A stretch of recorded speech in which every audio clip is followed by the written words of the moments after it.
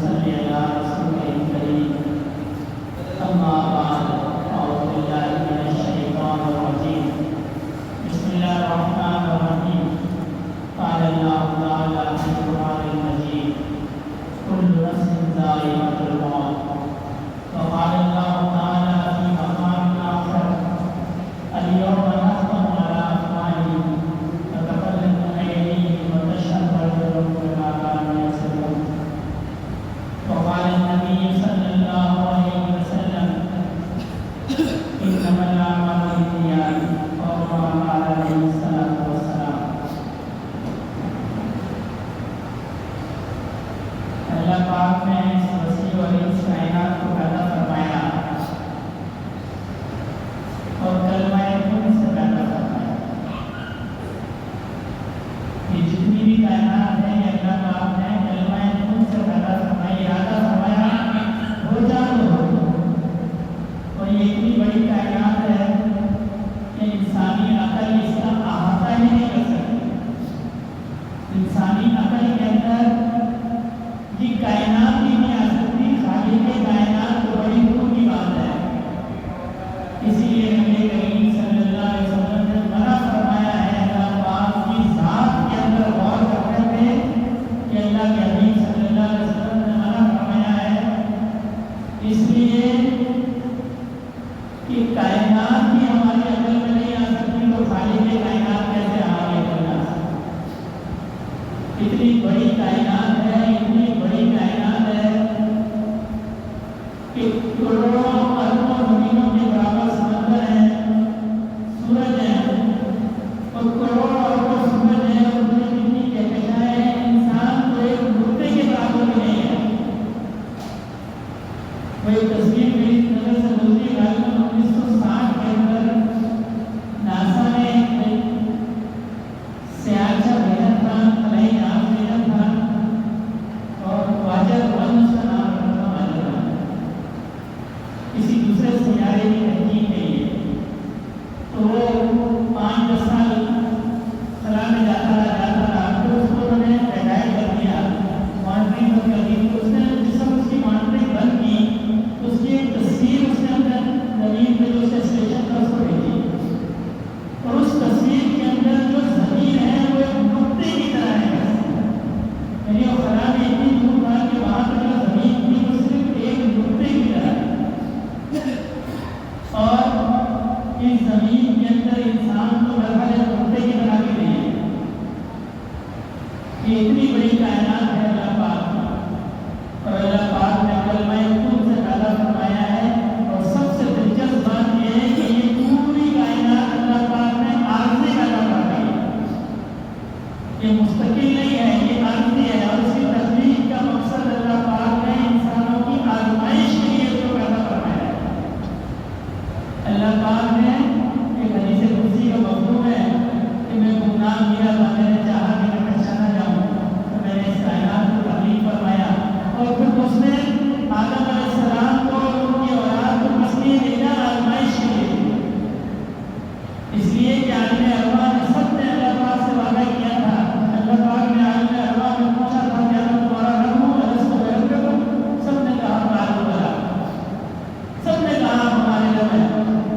اللہ پاک نے اس آزمائش کے لیے ہمیں دنیا میں بھیجا ہے. باقی دنیا یہ عارضی ہے، یہ مستقل نہیں ہے. یہ ہمیں جو بلڈنگیں نظر آتی ہیں، ہمیں جو عمارتیں نظر آتی ہیں، ہمیں جو یہ ترقیاں نظر آتی ہیں، یہ کچھ بھی مستقل نہیں ہے.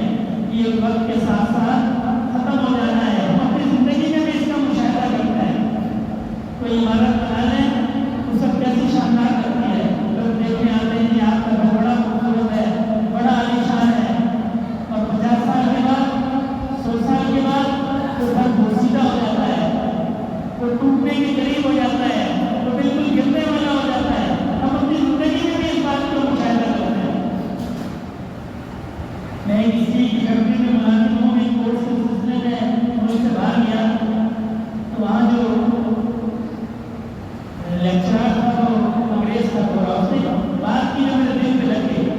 اس نے کہا اس دنیا کے اندر ہر چیز اپنا سائیکل کو پورا کرتی ہے. یعنی زمین سے ہم لوہا نکالتے ہیں، انسان زمین سے لوہا نکالتے ہیں، پھر اس کو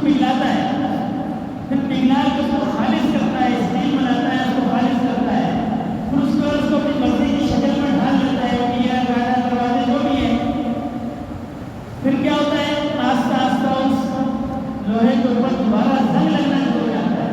جب زمین سے وہ نکلتا ہے تو آکسائڈ کی شکل میں ہوتا ہے، یعنی اس کے اندر آکسیجن ملی ہوتی ہے، زنگ ملا ہوتا ہے. ہم اس کو پگھلا کے رکھ کرتے ہیں، لیکن کیا ہے آہستہ آہستہ دوبارہ اس پر زنگ لگتا ہے. اور ایک وقت ایسا آتا ہے زنگ اس کو بالکل کھا جاتا ہے، دوبارہ وہ مٹی کا ہوتا ہے، یعنی وہ مٹی سے نکلا اور گھومتا گھومتا گھومتا دوبارہ مٹی چلا گیا. تو میرے ذہن میں اللہ نے بات ڈالی کہ صرف وہ یہ معاملہ صرف لوہے کے ساتھ نہیں ہوتا، یہ معاملہ لوہے کے ساتھ نہیں ہوتا، یہ آدم علیہ السلام کی اولاد کے ساتھ بھی ہوتا.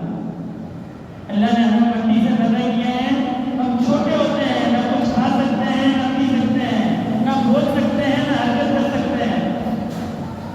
صرف ایک کام آتا ہے بچے کو، وہ ہے رونا بس. تو اللہ نے اس رونے میں ایسی برکت رکھی ہے، اس رونے میں اس کی ماں اور باپ سمجھ جاتے ہیں اس نے کھانا کھانا ہے، اس نے پانی پینا ہے، اس نے جو ہے وہ گندگی کرنی ہے، اس نے سونا ہے، اس نے جاگنا ہے، اس کو خاموشی ہے، کیا اس کو فرض ہے. یہ اللہ پاک نے اس کے ماں باپ کے دل کے اندر یہ بات ڈالتے ہیں. بلکہ تو میں نے یہاں تک بھی سنا ہے اگر بچہ بھوک سے روتا ہو اور ماں گھر میں نہ ہو، کئی بار نہیں ہو، تو ماں کی چھاتیوں میں اللہ دودھ کو اتار کرتے ہیں، ماں کو پتہ نہیں جاتا ہے میرا بچہ بھوک سے رو رہا ہے، بچہ کہاں ہے، باہر میں ہے. یہ ایسا اللہ پاک معاملہ کرتے ہیں، ایسا قلبی تعلق اپنی اولاد سے اللہ نے انسان کو بنایا ہے. پھر کیا ہوتا ہے تھوڑا بڑا ہو جاتا ہے، فروٹ بڑا ہوتا ہے، فروٹ بڑا ہوتا ہے، پھر سمجھتے ہیں کہ میں تو بہت قابل چیز ہوں، میرے بغیر تو دنیا کا نظام چلے گا ہی نہیں، میری تو بڑی ضرورت ہے. اور پھر جب اور ہوتا ہے 40 45 50 سال کی عمر ہوتی ہے تو پھر اس کا جسم دھڑکنا شروع ہو جاتا ہے، پھر اس میں وہ قوت نہیں رہتی جو 25 30 سال کے نوجوان میں ہوتی ہے. پھر اور ڈھلتا ہے، پھر اور ڈھلتا ہے. پھر جب عمر زیادہ ہوتی ہے تو اللہ فرشتوں سے فرماتا ہے یہ زمین میرا کہتی ہے، یہ زمین پہ میرا کہتی ہے. اور میں نے حضرات علماء سے سنا ہے جب عمر زیادہ ہو جائے تو پھر اس کو کسی چیز سے اصراف نہیں کرو، بس تفریح کرو. بس اگر ساری عمر نمازی تھا، عمر اس کی 100 سال سے زیادہ ہو رہی ہے، 80 سال 90 سال سے زیادہ ہو رہی ہے، اس نے ہمت نہیں رہی یا اس کے حواس صحیح نہیں رہے، اس کو سختی نہ کرو، بلکہ اس کو صرف تفریح کرو. ابا جی نماز پڑھنا ہے، اماں جی نماز پڑھنا ہے، بھائی صاحب نماز پڑھنا ہے، بس تفریح کرو. اس کی عمر زیادہ ہو گئی ہے، اب اس کے حواس قائم نہیں رہے ہیں. اور پھر کیا ہوتا ہے ایک وقت دوبارہ اس مٹی کے اندر چلا جاتا ہے جہاں سے اٹھایا گیا. روایات میں آتا ہے کہ انسان جس جگہ دفن ہوتا ہے وہ جگہ ہوتی ہے جہاں سے اللہ نے اس مٹی کو اٹھایا ہوتا ہے. کیسی عجیب بات ہے نا، پیدا کہاں ہوتا ہے، پھر کہاں گھومتا ہے، کہاں گھومتا ہے، کہاں گھومتا ہے، اور پھر اس مٹی میں چلا جاتا ہے جہاں سے اس کو اٹھایا ہے. اور پھر قیامت کے دن دوبارہ وہیں سے اٹھایا جائے گا.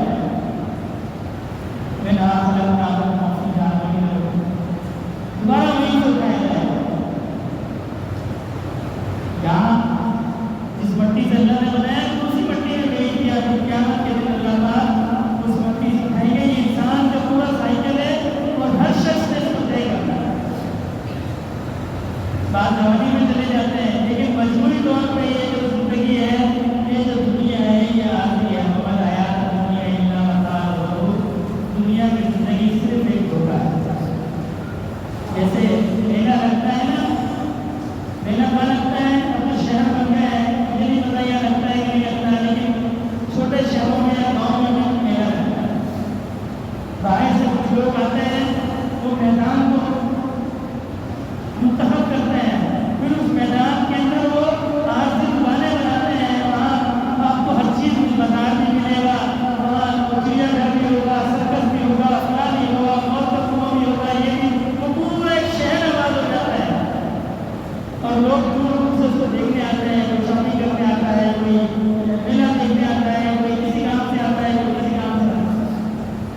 لیکن کیا ہے، وہ کچھ دن کی رونق ہوتی ہے، کچھ دن کی رونق ہوتی ہے.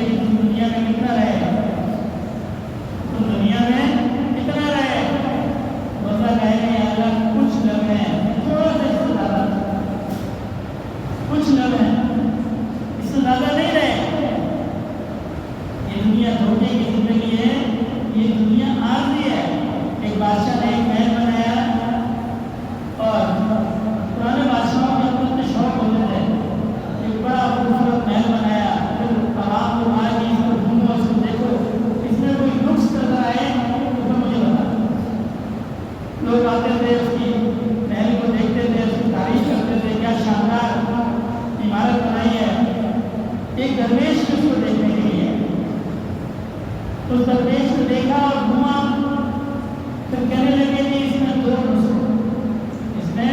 دو عیب ہے اس محل کے اندر۔ بات پھیل گئی، بادشاہ تک چلی گئی، بادشاہ نے کہا یہ تو بلا دیا، یہ بھائی بندہ ہے جس نے میرے محل کے اندر نقص نکالے ہیں، عیب نکالے ہیں۔ تو اس درویش سے کہنے لگا کہ اس میں کیا عیب ہے؟ کہنے لگا کہ ایک عیب تو یہ ہے کہ یہ عارضی ہے، یہ مستقل نہیں ہے، ایک وقت ایسا آئے گا کہ یہ گر جائے، یہ اس کا عیب ہے۔ دوسرا عیب کیا ہے؟ کہا دوسرا عیب کیا ہے؟ اس کے مکین مستقل اس میں نہیں رہ سکتے، یہ اس مکان کا نقص ہے۔ میں نے کہیں پڑھا زمین 100 سال سے اوپر اپنے مالک کی برداشت نہیں کرتی ہے، تو ویسے آپ مشاہدہ نہیں کر کے دیکھ لیں، 100 سال کے بعد عمر رجسٹری چینج ہو جاتی ہے، ایک مالک زمین 100 سال سے اوپر برداشت نہیں کرتی ہے۔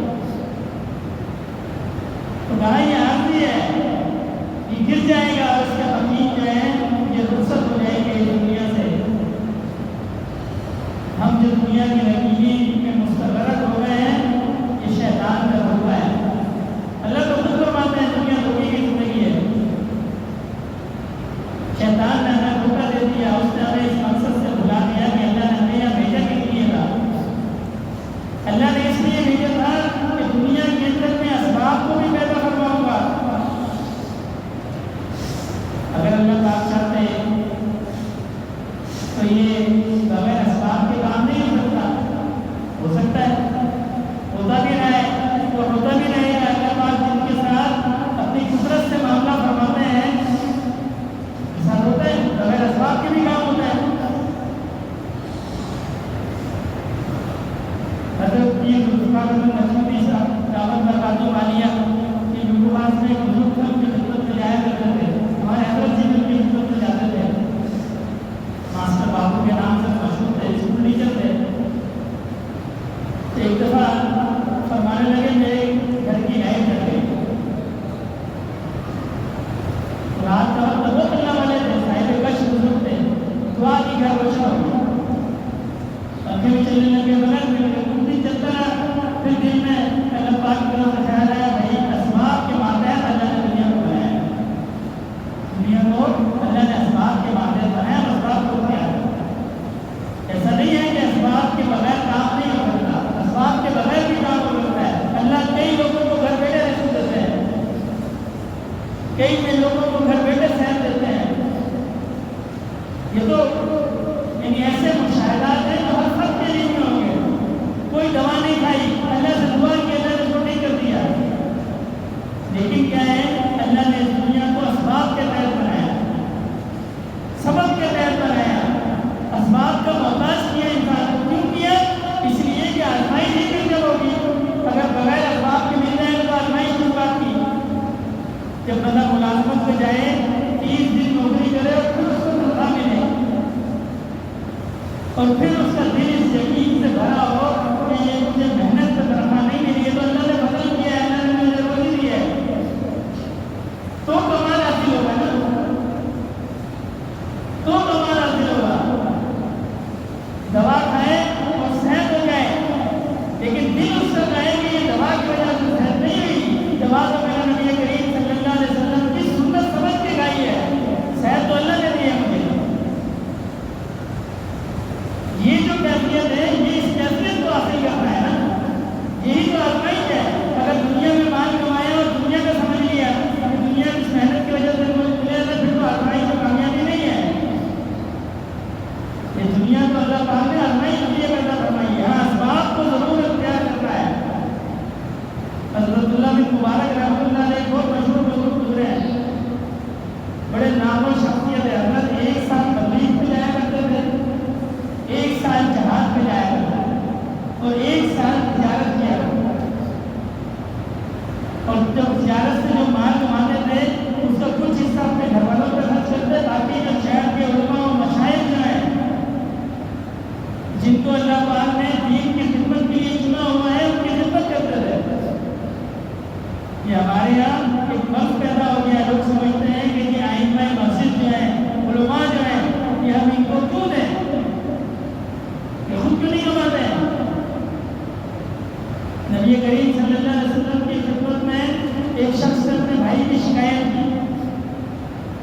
کہ اللہ کے نبی یہ جو ہے یہ سارا دن یہ دین سیکھتے رہتے ہیں اور میں کمانے کے لیے نکلتا ہوں، میں کماتا ہوں، اس کو کہیں گے یہ میری مدد کیا کرے کمانے میں.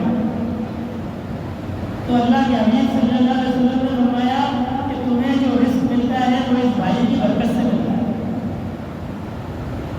اور حضرت تھانوی رحمۃ اللہ نے اس کا بڑا اچھا جواب دیا. فرمایا لوگ کہتے ہیں کہ جی علماء چندہ میں کرتے ہیں. حضرت فرماتے ہیں کہ بھئی اس کی ایک پہلو تو یہ ہے کہ گورنمنٹ بھی چندے سے بنتی ہے. اگر یہ معیوب ہے پوری گورنمنٹ کا نظام ہی چلتے رہے، بلکہ وہ تو جبرن چندہ لیتے ہیں جس کو ہم ٹیکس کہتے ہیں. ان کو لوگ محبت سے چندہ دیتے ہیں، وہ جبرن لیتے ہیں.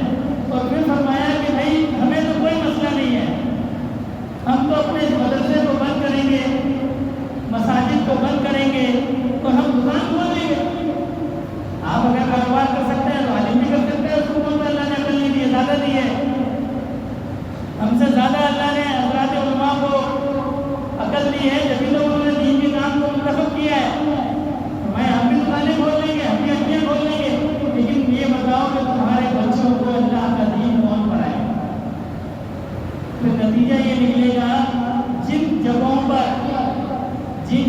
پر علماء کو روکا گیا مدارس سے اور مساجد سے اور وعظ و نصیحت سے، آج آپ نسلوں کو دیکھ لیں وہاں پہ مسلمان گنے چنے ہیں. اگر ہیں تو صرف نام کیا، صرف نام کیا. مولانا طارق احمد صاحب کا بیان فرمانا تھا، فرمانے لگے دنیا کے کسی ملک میں گئے غالباً اندلس میں یا مصر میں، قاہرہ میں، مجھے صحیح سے میرے اس وقت ذہن میں نہیں ہے، یا جامع الازہر کا کہہ رہے تھے. لیکن وہاں میری کسی شیخ سے ملاقات ہوئی، کسی عالم سے، کسی شیخ الحدیث سے ملاقات ہوئی، تو انہوں نے مجھے فرمایا کہ اللہ پاکستان کے علماء کو جزائے خیر دے. تو حضرت فرماتے ہیں کہ میں تھوڑا حیران ہوا کہ اس کی کیا بات ہے. فرمایا کہ ہمیں قابل کی مصر کی بات ہے، جامع ازہر کی. فرمایا کہ بھئی بات یہ ہے کہ جس زمانے میں حکومت نے لوگوں کو کہا مدارس والوں کو جب ہم سے پڑھ لیں اور مدارس کا منع کر دیا، تو وہ جو مصر کے بزرگ تھے ملنے کے بہت اچھا کام کیا.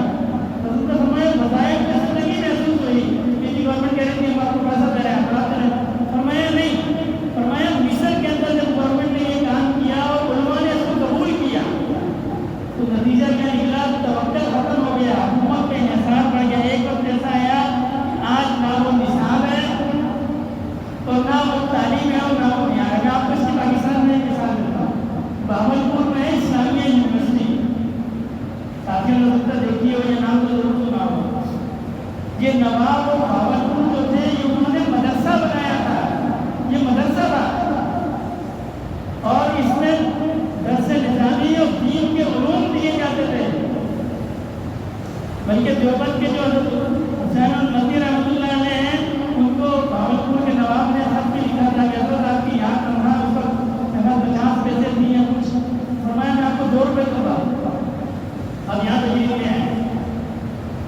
حضرت نے جواب میں لکھا یہ جو میری تنخواہ 50 پیسے ہے اس میں سے 25 پیسے جو ہے میں گھر والوں کو دیتا ہوں جو گھر کا خرچ کرتا ہے، اور باقی 25 پیسے جو ہے میں مدرسے کے طلباء کی ضروریات کو خرچ کرتا ہوں. میں یہ سوچتا ہوں جب آپ مجھے 2 روپے دیں گے تو میں اس کو کیا کروں گا. یعنی کثرت اس کو قبول نہیں کیا کہ حاکم کے زیر اثر جب کام کرتا ہے نا تو صلاحیتیں ختم ہو جاتی ہیں. تو میرا جیسے کہ تھی وہ اس وقت وہ اسلامی یونیورسٹی تھی، ایک مدرسہ تھا. پھر جب اس کو حکومت پاکستان نے بہاولپور کی ریاست کو ضم کیا پاکستان کے اندر تو اس کو وزارت تعلیم کے اندر کر دیا.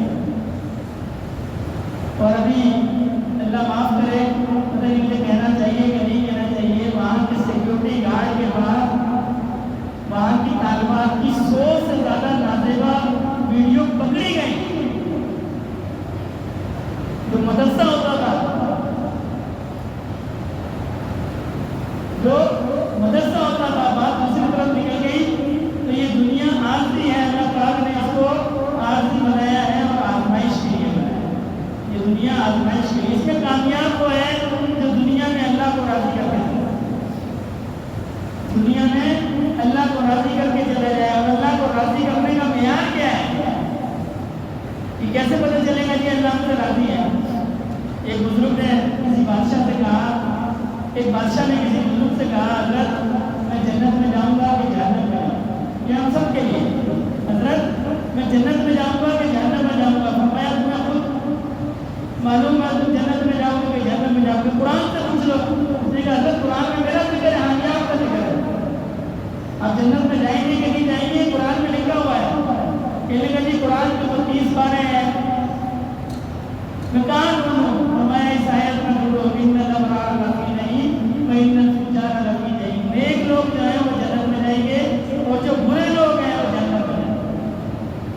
ہر فرد جانتا ہے اپنے بارے میں. میں آپ کو دھوکہ دے سکتا ہوں، آپ مجھے دھوکہ دے سکتے ہیں، لیکن ہم اپنے آپ کو دھوکہ نہیں دے سکتے. اللہ نے مسلمان کے اندر قلب سلیم رکھا ہے، اس کے دل کے اندر، جس کو ہم ضمیر کہتے ہیں نا، وہ اس کا دل ہے.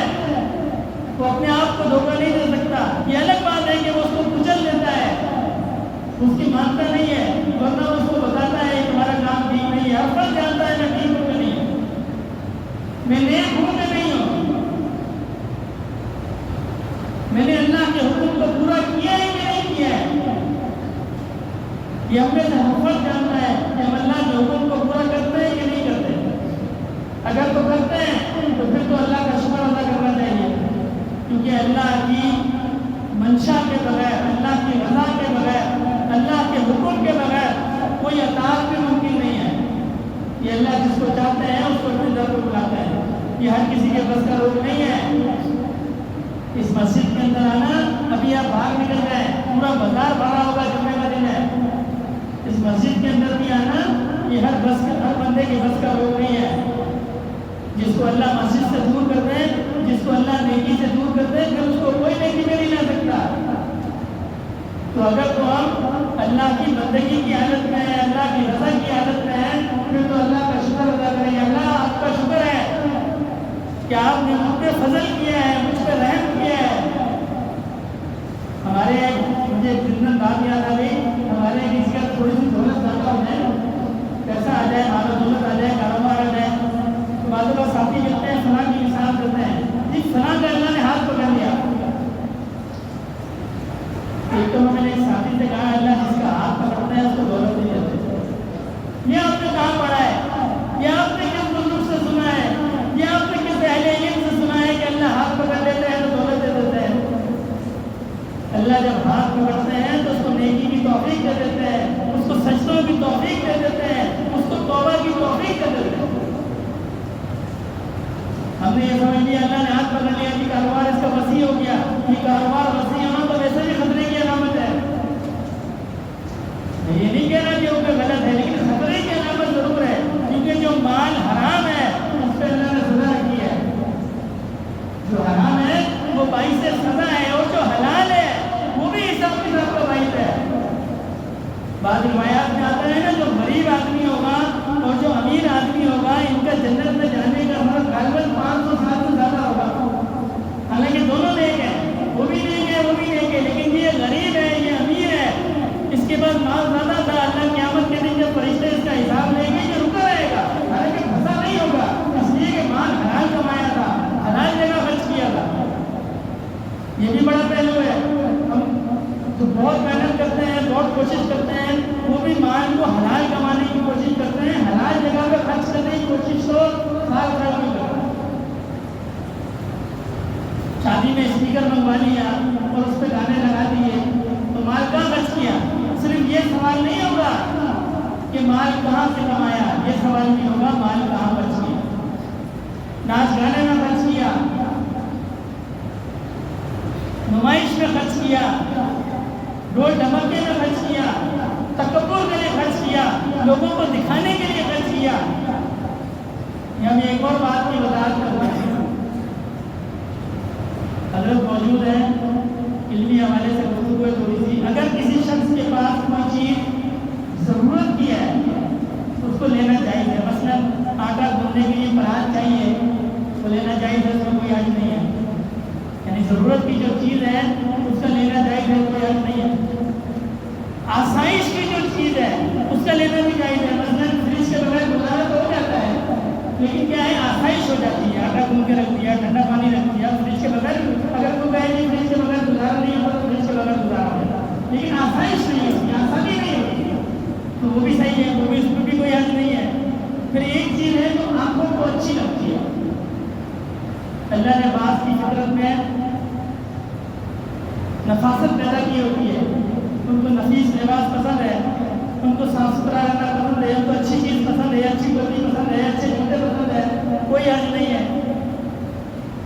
بلکہ ایک حدیث مبارکہ کا مفہوم ہے کہ جو نعمت اللہ نے دی ہو اس کو اپنے جسم پہ ظاہر کرو. کوئی حرج نہیں ہے. حرج کہاں پہ شروع ہوتا ہے؟ جب ہم لوگوں کو دکھانے کے لیے کرتے ہیں یا ہم تکبر کے لیے کرتے ہیں. جی میں نے فلاں چیز دی ہے, دیکھو دوسرے کے دل پہ کیا بولے گی میں نے یہ چیز دی ہے. حالانکہ لیے اپنے لیے تھی, لیکن اس نیت کی وجہ سے اس کا ستیراج ہو گیا. اتنی تو اللہ نے آسانی رکھی ہے. ضرورت کی بھی لے لو, آسائش کی بھی لے لو, جہاں دل کی خوشی ہو وہ بھی لے لو, لیکن اس سے اگلا درجہ منع کر دیا. لوگوں کو جلانے کے لیے نہ لو, تکبر کے لیے نہ لو, کسی کے حسد میں نہ لو.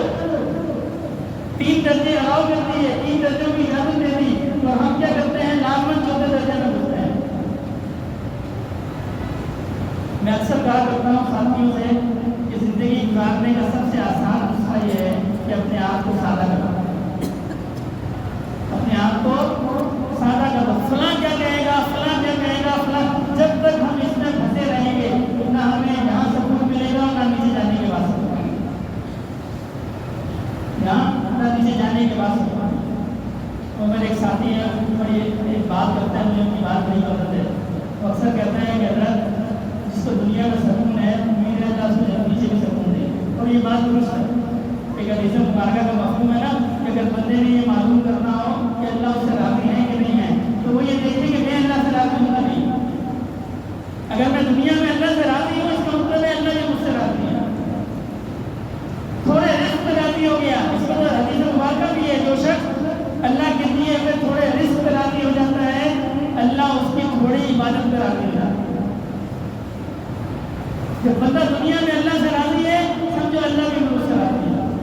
کم مال مل گیا بندہ اللہ سے راضی ہے. بیماری آ گئی بندہ اللہ سے راضی ہے. کوئی مشکل آ گئی بندہ اللہ سے راضی ہے. سمجھو اللہ بھی اس سے راضی ہے. اس لیے کہ جب اللہ راضی ہے تو اللہ نے اس کو توفیق دی کہ وہ اللہ سے راضی ہو. یہ جو ہم ناشکریہ کرتے ہیں نا, یہ صحیح بات نہیں ہے, یہ خطرناک بات ہے. کوئی بیماری آ گئی تو ایک دم میں بیمار کیوں ہو گیا. تو مجھے حضرت نقشبندی ہے دامت برکاتہ والی کے واقعہ یاد آئی. حضرت فرمانے لگے, حضرت کے کوئی مرید تھے, ڈاکٹر تھے, تو انہوں نے حضرت کو یہ واقعہ سنایا. وہ کہنے لگے حضرت میں ڈاکٹر ہوں تو بڑے بڑے لوگ مجھے بیماری میں بلا لیتے ہیں گھر پہ, تو ایک دم مجھے فون آیا کہ فلاں سیٹھ صاحب جو ہیں انہوں نے آپ کو بلایا, مجھے لگ رہا ہے. تو وہ ڈاکٹر صاحب حضرت کے صحبت یافتہ سے چلے گئے, دوا وغیرہ دی ان کو. وہ جو سیٹھ تھے ان کی عمر ہوگی 30-35 سال, نوجوان لڑکا. تو انہوں نے چیک اپ کیا, چیک اپ کرنے کے لیے چیک اپ کر کے کہنے لگے جی آپ ٹھیک ہیں, معمولی بخار ہے, میں دوا آپ کو دیتا ہوں, آپ ٹھیک ہو جائیں گے. وہ ڈاکٹر صاحب کہتے ہیں اس نوجوان کے منہ سے نکلا وائے بھی, یعنی میں بیمار کیوں ہوں, وائے بھی میں بیمار کیوں ہوں. تو ڈاکٹر صاحب کہتے ہیں میں نے اپنے چشمے کو اتارا اور پھر میں نے ان سے سیٹھ صاحب سے کہا کہ آپ کی عمر 35 سال ہے. اس عمر میں لوگ ملازمتوں کے لیے دھکے کھا رہے ہوتے ہیں اور آپ کی 4, 5, 10 فیکٹریاں ہیں. آپ نے کبھی اللہ سے کہا بھائی نہیں میں کیوں؟ اس وقت آپ نے کیوں نہیں کہا کہ جی میری عمر 35 سال ہے, اس عمر میں جو لوگ ملازمت کے لیے دھکے کرتے ہیں مجھے اللہ نے 10 فیکٹریوں کا مالک بنایا ہے, میں کیوں؟ اور فرمایا یہ تو آپ کا گھر ہے, یہ لوگ مرتے وقت بھی ایسا گھر نہیں بنا سکتے. کبھی آپ نے اللہ سے کہا بھائی نہیں میں کیوں؟ کہا اللہ کے بندے جب اللہ نے اتنے احسان کیے تمہارے اوپر, اگر ذرا سی تکلیف آ گئی تو پھر تم نے کہہ دیا بھائی نہیں میں کیوں؟ احسانوں پہ نہیں دیکھا.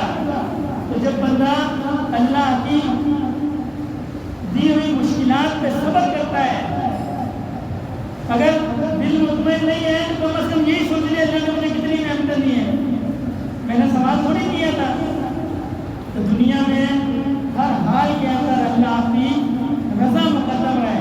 پریشانی ہو جب بھی اللہ سے دعا کرے. میں یہ نہیں کہتا کہ اضطراری کیفیت پیدا نہیں ہوتی ہے, انسان کو اللہ نے ایسا بنایا ہے اضطراب پیدا ہوتا ہے, پریشانی پیدا ہوتی ہے, لیکن کیا اس کا طریقہ کیا ہے؟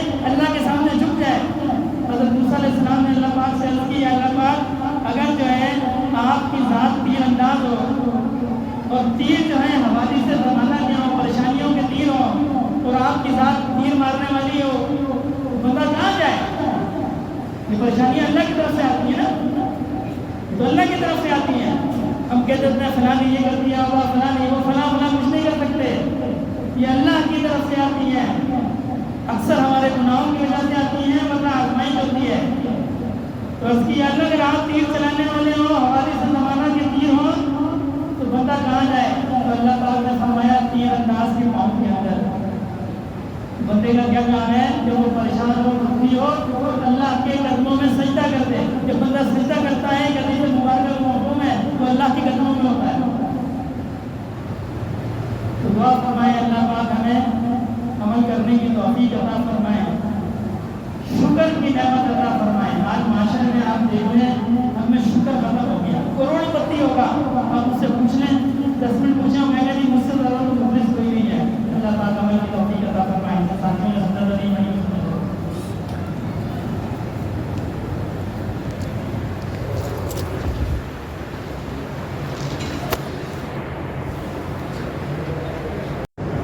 تمام ساتھی 3 دفعہ استغفار، 10 دفعہ درود شریف، 10 دفعہ تیسرا کلمہ، 11 دفعہ سورہ اخلاص اور 1 دفعہ سورہ استغفر.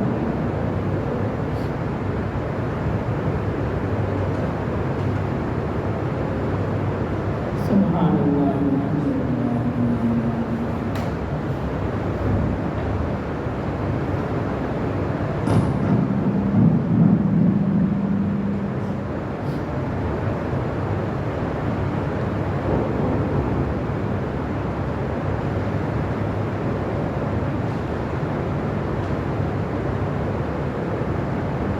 والحمد للہ. صلی اللہ علیہ وسلم.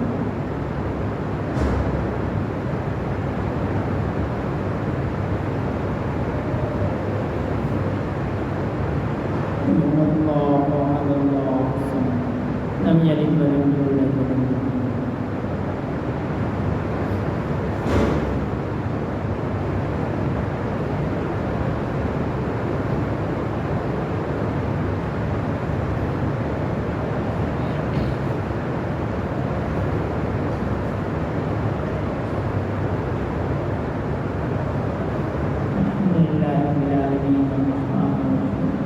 مالک یوم الدین ایاک نعبد و ایاک نستعین اهدنا الصراط المستقیم صراط الذین انعمت علیہم غیر المغضوب علیہم. الحمد للہ رب العالمین والصلاۃ والسلام علی سیدنا محمد. یا اللہ پاک جو پڑھا گیا اس کا ثواب صلی اللہ علیہ وسلم آپ کے پتہ جملہ صحابہ کرام سلسلہ علی نقشبندیہ کے دنیا شعر نظام خصوصاً یا اللہ پاک اس کا ثواب جتنا مسلمان مردوں اور عورتوں زندہ اور مردہ سب کے نام اللہم صلی علی سیدنا مولانا محمد صلاۃ تنجینا بها من جميع الاحوال والآفات وتنزیلنا بها جميع الحاجات وتطهرنا بها من جميع السیئات وترفعنا بها عند بعض الدرجات وتبلغنا بها اقصى الغايات من جميع الخيرات في الحياة وبعد الممات انك على كل شيء قدير. سبحان ربك رب العزة عما يصفون وسلام على المرسلين والحمد لله رب العالمين. آمین. ساتھی سر کو جھکا لیں، چہرے کو ڈھانپ لیں، اپنی توجہ دل کی طرف اور دل کی توجہ اللہ رب العزت کی ذات کی طرف.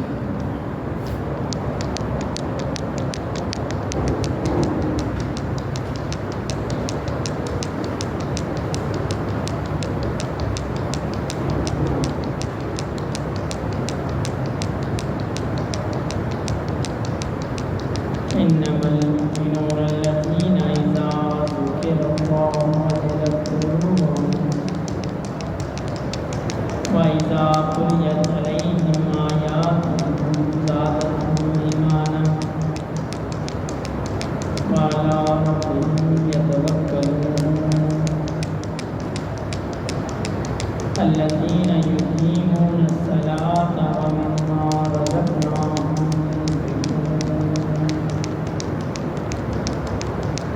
اللہ اللہ اللہ.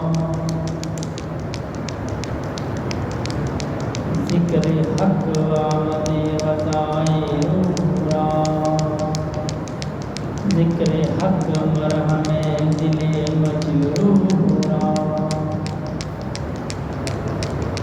اللہ اللہ اللہ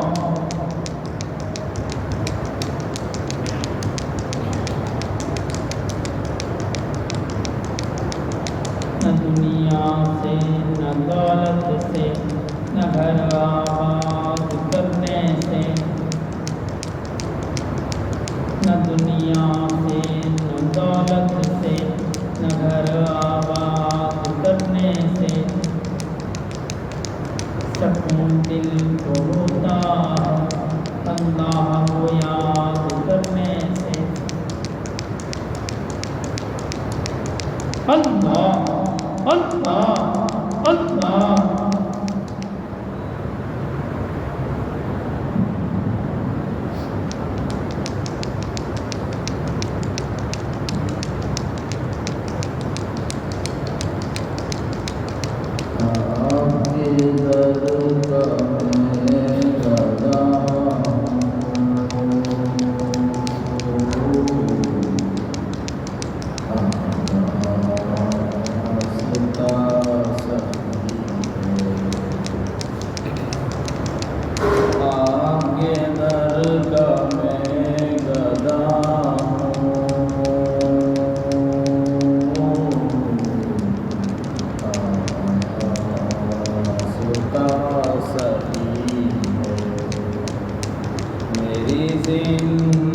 زندگی کا حاصل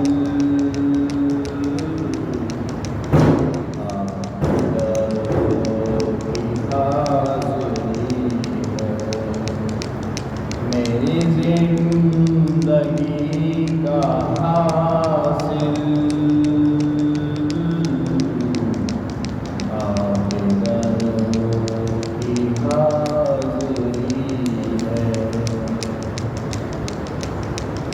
نجبان فیض عالم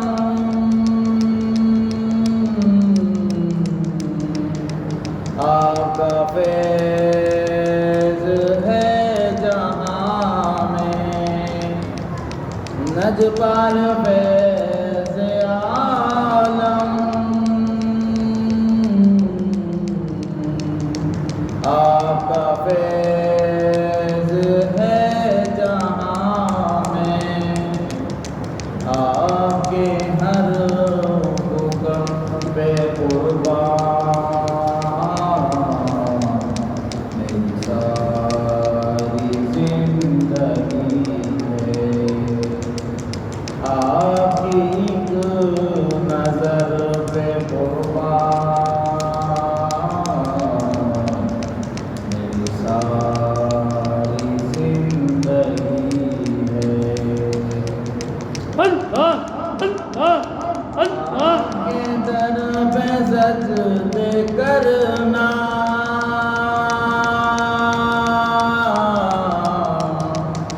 آپ کو یاد کر کے رونا آپ کے در پہ سجدے کرنا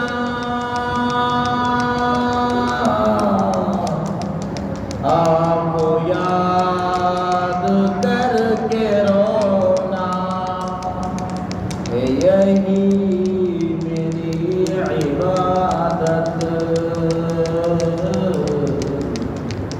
اور یہی بندگی ہے یہی میری عبادت اور یہی بندگی ہے شب ہجر کی تلخیوں کا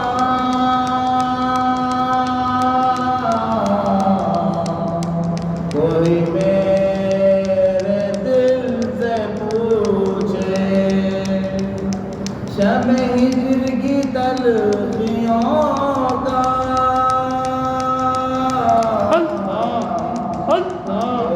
میرے دل سے پوچھے آپ کی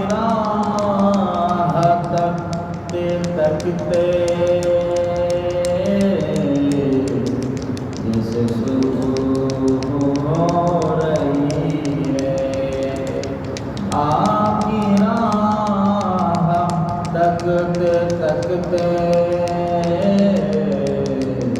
جیسے صبح ہو رہی ہے، آپ غنی ہیں آپ سخی ہیں،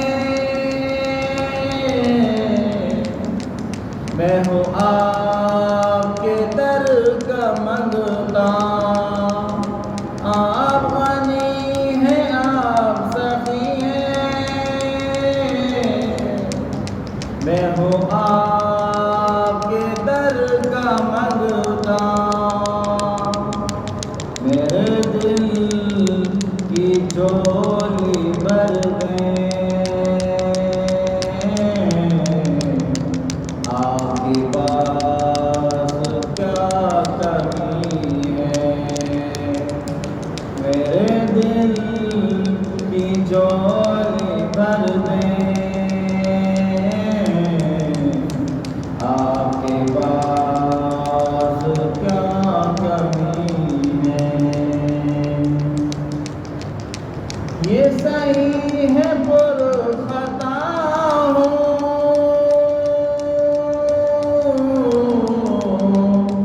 پر ہوں تو آپ کا بندہ، یہ صحیح ہے پر خطا ہوں، پر ہوں تو آپ کا بندہ، مجھے جس طرح نبھالے آپ کی مرضی اور خوشی ہے، آپ کے در کا میں گدا ہوں، آپ آستاں سخی ہے، میری زندگی کا حاصل آپ کی در کی حاضری ہے،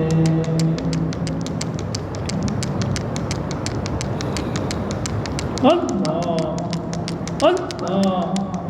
اللہ اللہ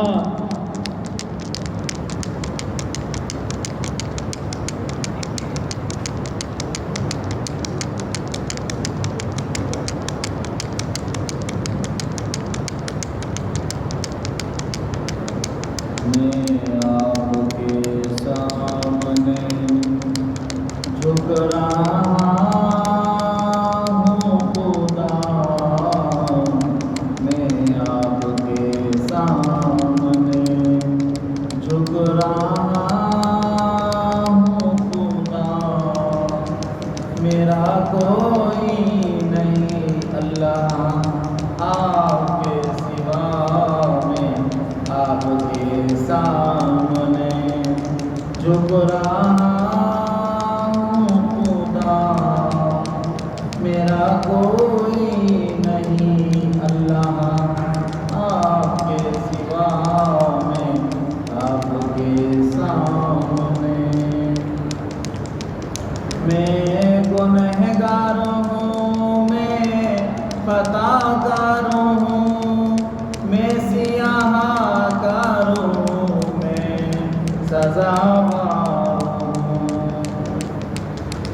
میں گنہگار ہوں، میں خطا کار ہوں، میں سیاہ کار ہوں، میں سزاوار ہوں، میری آہوں کو سن لے حاجت روا، میری آہوں کو سن لے حاجت روا، میرا کوئی نہیں اللہ آپ کے سوا، میں آپ کے سامنے، میری توبہ ہے توبہ اے میرے الہ، مجھ گنہ گنہگار کو نہ دینا سزا میری توبہ ہے توبہ اے میرے الہ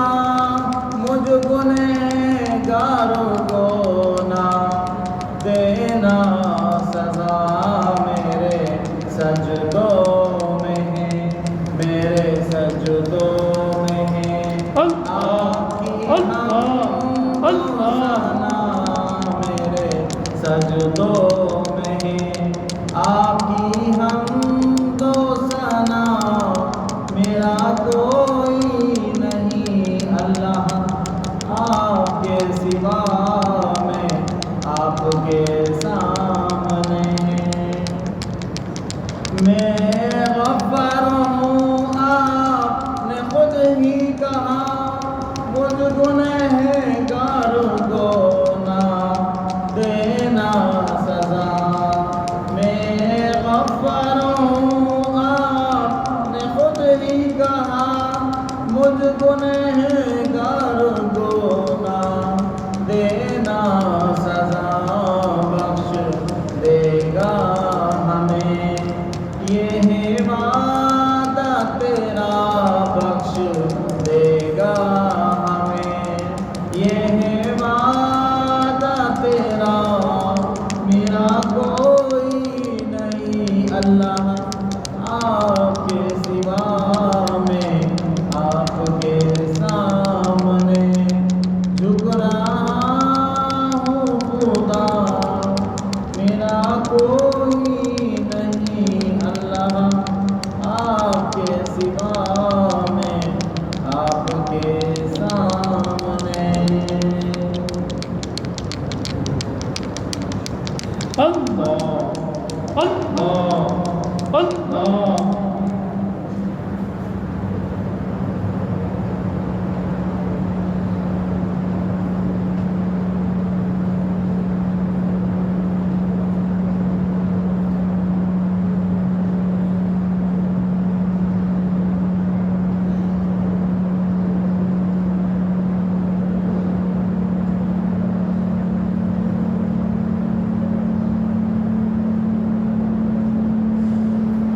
دعائے خیر الحمدللہ رب العالمین الرحمن الرحیم مالک یوم الدین ایاک نعبد و ایاک نستعین اهدنا الصراط المستقیم صراط الذین انعمت علیہم غیر المغضوب علیہم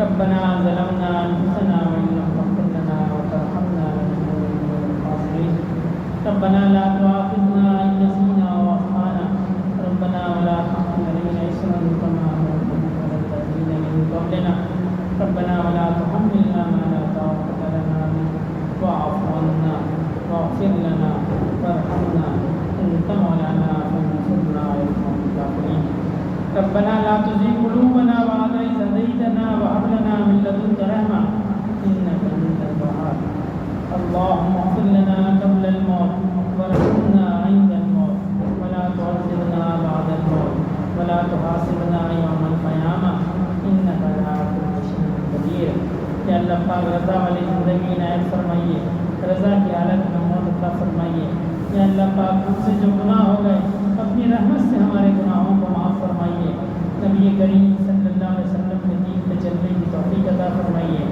روز محشر نبی کریم صلی اللہ علیہ وسلم کے دست اقدس سے حوض کوثر کا پیالہ نصیب فرمائیے یا اللہ پاک جو بیمار ہیں ان کو صحت عطا فرمائیے جو تنگست ہیں ان کی تنگستی کو دور فرمائیے جو قرض میں مبتلا ہے غیب کے خزانوں سے قرض عطا فرمائیے یا اللہ پاک جو اولاد کی نعمت سے محروم ہیں نیک صالح اولاد عطا فرمائیے یا اللہ پاک ہمارے جو بڑے اس دنیا سے چلے گئے یا اللہ پاک ان کی قبور کو جنت کے باغوں میں سے باغ بنائیے یا اللہ پاک جو حیات ہیں اور ایمان تقوی والی عمر عطا فرمائیے یا اللہ پاک جو مانگ سکے وہ بھی عطا فرمائیے جو نہ مانگ سکے وہ بھی عطا فرمائیے یا اللہ پاک حاضرین مجلس کی ہر قسم کی جائز اور شرعی حاجات کو پورا فرمائیے یا اللہ پاک آپ کے بندے آپ کی یاد کے لیے جمع ہوئے ہم سب کے قلوب کو اپنی یاد سے منور فرمائیے اللہم صلی علی سیدنا مولانا محمد صلاۃ تنجینا بها من جمیع الاحوال والآفات وتجزیلنا بها جمیع الحاجات وتطهرنا بها من جميع السیئات وترفعنا بها عندك أعلى الدرجات وتبلغنا بها أقصى الغايات من جميع الخيرات في الحياة وبعد الممات إنك على كل شيء قدير. سبحان ربك رب العزة عما يصفون وسلام على المرسلين